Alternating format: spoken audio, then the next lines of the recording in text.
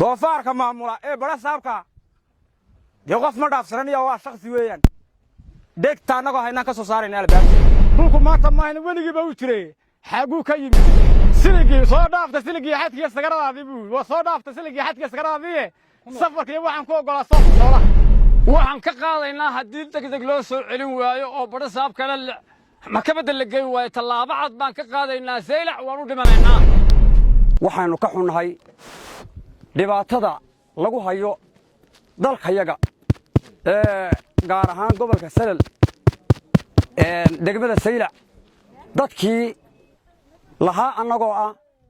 laga soo daadguraynayo maanta lagu xulayo ma dheero dad kalena laga soo gurayo xadiida lagu soo daadguraynayo gobolkayaga taa dul qaadan mayno weligeena dul qaadan mayno dagaal baanu ka naqaanaa saylac baanan ku soconaa saayimika dhallinyarta la qaaday haddii la soo dayn waayo intayada halkaa joogtiya in ka badan ba waynu dhaqaaqaynaa waanu soconnaa imika waa diyaar baanu waana ku soconnaa inaannu xubintayada wax kaga qabanno iyaan diyaar u nahay cid kasta oo nagu xadgudubtana dul qaadan mayno ninka qabiilka ee bara saabka lagu sheegayana bara saab maahna waa qabiile si degdeg ah haddii loo soo dhaafin waayo xilka looga qaadi waayo 24 saacadood gacantayada anaga gacantada kaga soo qaadanayna waxa weeye walaalahay waxa ciisaha la sheegayo ee dhulka damcaya ee dalkayga damcaya anagu ma ogolin waxa weeye hadduu soo farageliyo faraha ka laaban waayna xubintayada xoogayga wax ka qabsanayna waxa weeye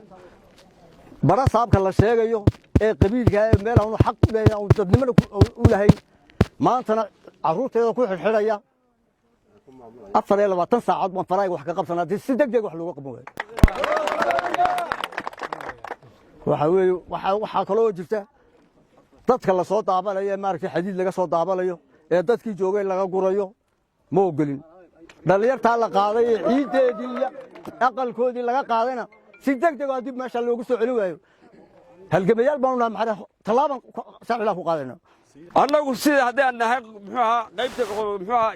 meesha habal cili haddii aan nahay annaga libaaxay haddii aan nahay rag iyo dumarba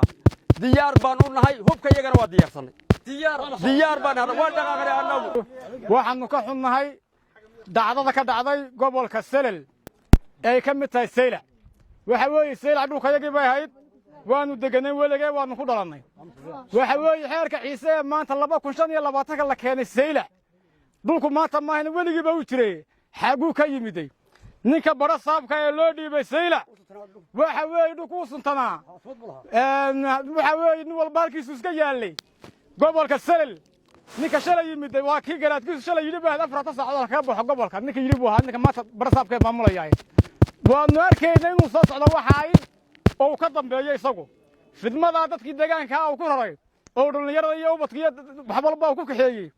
waxaan yeeli karna ma aha siligii soo dhaafta siligii xadkiya sagaradaadii buu waa soo dhaafta siligii xadkiya sagaradaadii safarkii waxaan ku ogolaa soofka xoolaha maynu ogolin war kolleyba waxa weeye markaa reebtigayo fin baa ku yar baxa yar malaxooba ilaa annagu aan ka dilaacinana waxa weeye finku kama bogsado finkii baa cunaya waanu ka dilaacinaynaa haddii laga noqon waayo sababta dhacdada saylac maanta ka dhacday ciddii saylac maamulaysay ee lahaydna waa la garanayaa sabaroon buu ahaa maantana waxaa dhacday in laga soo guray dhallinyarta saylac u dhalatay oo lagu xulay ma dheera waxaan ka qaadaynaa haddii degdeg loo soo celin waayo oo bara saabkana maxkamadda la geyn waayo tallaabo cad baan ka qaadaynaa saylac waan u dhimanaynaa waxa weeyaan dalka ciise male weligii buuna lahayn dalkaan ku dhalannay oo baay ku dhashay oo aabihii ku dhashay doofaar meel laga keenay annagu guma tegaynaniyo mana yeelayno gobolka saylac annagaa leniyo cidna uma daba fadhiisanayno doofaarka maamula ee bara saabka dee qof ma dhaafsananiyo waa shakhsi weeyaan dhegta annagoo haynaan ka soo saarayna albaabka dhalinyarta laga qaaday haddii daqiiqad lagugu soo celin waayo annagu saacado uma qabanayno midhidh haddii lagu soo celin waayo wallaahi wixii halkaa ka dhaca inaan lahay hayd waan wasaynaa waxaan aragnaniyo wallaahi habar ciise wax sheegta haddii lagu arka meesha annagaana waxba hayniyo war dee heedhe ismaaciil cumar geelay nidhaad moodayaan u malaynaa dalkaynigaa leh been buu inii sheegayniyo halkaa adeer waad ku khashuufmaysiine adeer cimikada caafimaadka haysiin halkaa ka laabma haddaanad ka laamayn niyar suganiyo doofaarka maamula ee badha saabka dee qof ma dhaafsananiyo waa shaksi weeyaan dhegta annagoo haynaan ka soo saarayna albaabka dhulku maanta maahayna weligiiba u jiray xaaguu ka yimid siligii soo dhaafta siligii xadkiiyo sagaradaadii buu waa soo dhaafta siligii xadkiiyo sagaradaadii safarkiiyo waxaan ku oggolaa soo xoolaha waxaan ka qaadaynaa haddii degdeg loo soo celin waayo oo badha saabkana maxkamadda la geyn waayo tallaabo cad baan ka qaadaynaa saylac waan u dhimanaynaa waxaannu ka xunnahay dhibaatada lagu hayo dalkayaga gaar ahaan gobolka salal degmada saylac dadkii lahaa annagoo ah laga soo daadguraynayo maantee lagu xidhayo ma dheero dad kalena laga soo gurayo xadiide lagu soo daadguraynayo gobolkayaga taa dul qaadan mayno weligeena dul qaadan mayno dagaal baannu ka naqaannaa saylac baanan ku soconnaa saa iminka dhallinyarta la qaaday haddii la soo dayn waayo intayada halkaa joogtiyo in ka badan ba waynu dhaqaaqaynaa waannu soconnaa iminka waa diyaar baanuna waana ku soconnaa inaannu xubintayada wax kaga qabanno iyaan diyaar u nahay cid kasta oo nagu xadgudubtana dul qaadan mayno ninka qabiilkaa ee badha saabka lagu sheegayana badha saab maahana waa qabiile si degdega haddii loo soo dhaafin waayo xilka looga qaadi waayo 24 saacadood gacantayada annaga gacantada kaga soo qaadanayna waxa weeye walaalahay ciisaha la sheegayo ee dhulka damcaya ee dalkayga damcaya anagu ma ogolin waxa weeye hadduu soo farageliyo faraha ka laaban waayana xubintayada xoogayga wax ka qabsanayna waxa weeye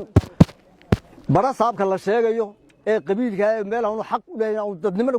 u lahayn maantana carruurteeda ku xidhxidhaya 24 saacadood baan farayga wax ka qabsanaa si degdeg wax looga qaban waayo waxa weeye waxaa kaloo jirta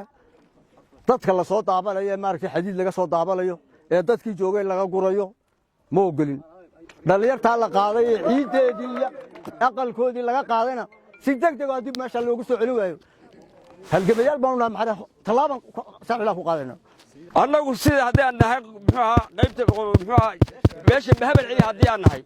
annaga libaaxaley haddii aan nahay rag iyo dumarba diyaar baan u nahay hubka iyagana waa diyaarsanay diyaar baan waa dhaqaaqnay annagu waxaannu ka xunnahay dacdada ka dhacday gobolka salal ay ka mid tahay saylac